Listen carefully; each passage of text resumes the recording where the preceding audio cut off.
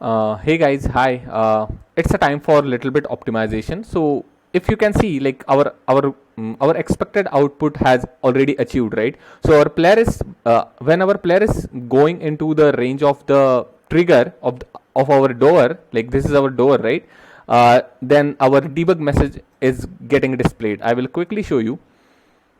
So yeah, here I'm going and the level complete message is getting shown. So our system is ready, but right now our system is not optimized because suppose there are tons of doors like this one here and here, and I don't want and even if I touch this door right now, my debug message will get shown, right? So if there are tons of things are there and we don't want our message to be displayed like level complete to every other door, right? So I want a solution in such a way that only this door will throw me a debug message, and this door I will name it as fake door, something like that. Yeah, fake door should not uh, uh, give a output as level complete. Okay, so this is a simple thing that we can achieve. So right now what we can do, we need to add one condition here. So if you can remember, we have added one tag here,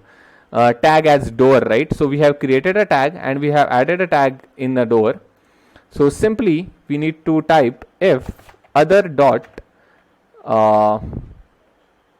tag is double equal to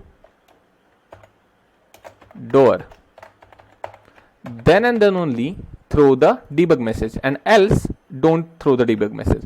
So let's quickly test. Our fake door don't have, like fake door have a tag, but I will remove it and I will keep this door as untagged. So yeah, just do it. So right now I'm going into a fake door and nothing is happening, if you can see.